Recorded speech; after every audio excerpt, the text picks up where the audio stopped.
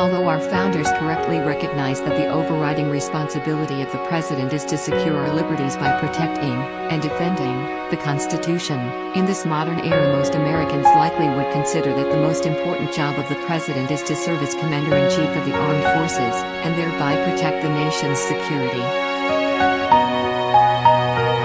If so, the new Biden administration is establishing a rather odd vision for how the Department of Defense will meet its responsibilities in this regard.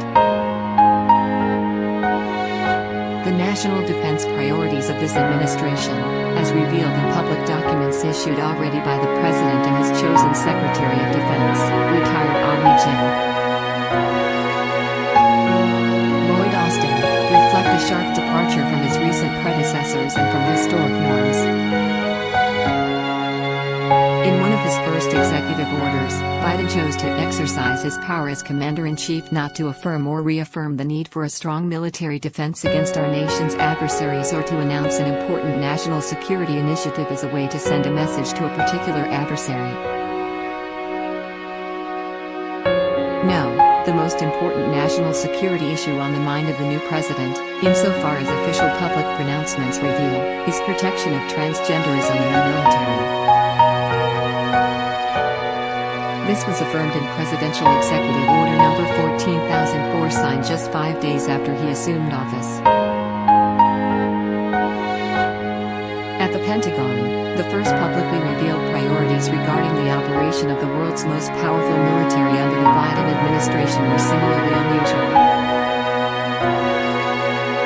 On January 29, 4 days after Biden's transgender executive order, Secretary Austin followed with a military-wide order that all restrictions on transgenderism would be lifted, at least pending a thorough review of this issue which he and his boss obviously consider crucial to America's national security. The Secretary's memo reflected the view that such a move was an essential step to reverse limitations placed on transgender personnel by the previous administration. Public analysis of and reporting on the Secretary's memo affirmed such partisan purposes. The following week, Austin continued his focus on domestic policy matters, issuing another services-wide memorandum ordering a stand-down across all branches of the armed forces in order to address extremism in the ranks. While links within military ranks to white supremacy groups is a valid concern and should be addressed, it remains unclear whether the stand-down order will extend more comprehensively to encompass ties by military personnel to non-traditional groups such as Black Lives Matter, with its clear socialist agenda and Marxist underpinnings and its involvement with last year's riots in cities across the country. The announcement of the highly unusual step of ordering such a broad stand-down reflected obvious and appropriate concerns over involvement in the Jan. 6 violence at the U.S. Capitol by current military personnel and veterans, but raises fundamental questions about Defense Department priorities.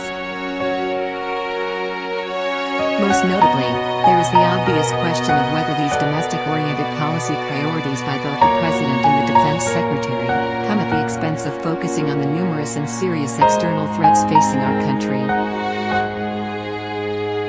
Neither Biden nor Austin have issued major public policy statements relating to how they intend to deal with China, which in recent years has been identified consistently by national security and intelligence experts as the #1 security threat to the United States. China's continuing, if not accelerating, bellicosity toward our ally Taiwan would seem to merit at least some priority attention ahead of transgenderism and what Austin himself has indicated is a small number of examples of domestic extremism in the military. The list of continuing external national security threats, whether from China, North Korea, Iran, Russia, terrorist organizations in the Middle East and elsewhere, is exceptionally long as adversaries probe. As strengths and weaknesses for advantage. The fact that the Biden administration appears fixated at least publicly on domestic military concerns could very well embolden foreign troublemakers with potentially serious consequences. BARR represented Georgia's 7th District in the U.S. House of Representatives from 1995 to 2003. He He served as the United States Attorney in Atlanta from 1986 to 1990 and was an official with the CIA in the 1970s.